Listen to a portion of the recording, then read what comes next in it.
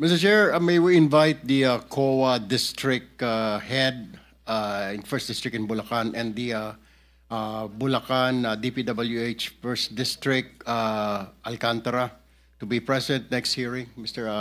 Chair.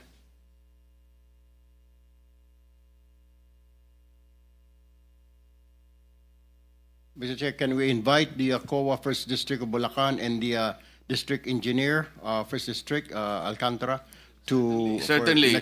Director General, please take note of the request. All right. Now let me direct my question to the Department of Public Works and Highways. Mr. Secretary, based on the list released by the President, there are top provinces with flood control projects, okay? Pero they're not on top of the list na flood-prone area, like Cebu with 414 flood control project, Isabela 341, Albay 273, Leyte 262, Camarines Sur 252. Tinitignan ko po itong listahan. Wala po sila dito sa top 10 flood-prone province. Ang number 1 po dyan, Pampanga, Nueva Ecija, Pangasinan, Tarlac, Bulacan, Metro Manila, Maguindanao, North Cotabato, Oriental Mindoro, Ilocos Norte. Ang tanong ko po, Mr. Secretary, ano po sinunod ho natin dito? Yung hazard mapping po ba? O sinunod natin yung politiko kung saan niya gustong ilagay yung pondo niya? Mr. Secretary.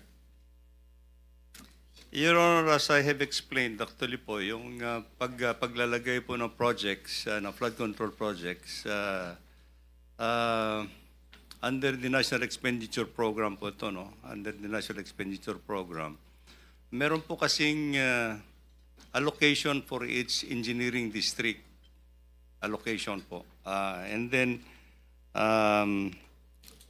if you say there is a 1 billion allocation for a engineering district, ang policy po namin dito is 70% of that should go to the core program of the department, which is National Road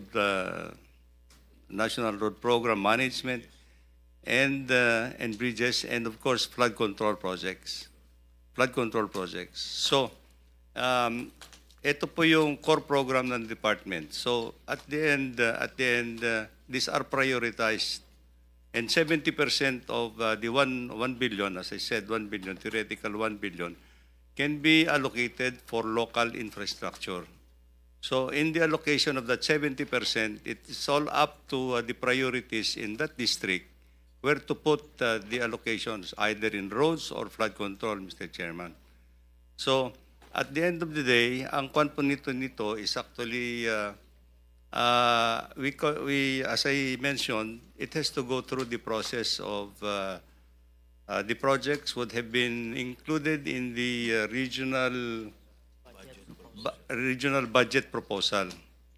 Kaya nga, Mr. Chair, bakit po napakalaki naman ng pinondo po dito sa mga probinsya na ito, when in fact, wala ho siya sa top 10 list ng flood control. Billions po yung pinondo. Ano po ang basis, legal basis po, na pondohan itong 5 probinsya na ito na hindi naman po flood prone sila, Mr. Secretary?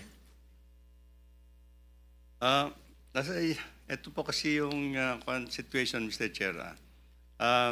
As far as the National Expenditure Program that is submitted, these are equitably distributed amongst all the legislative and engineering districts.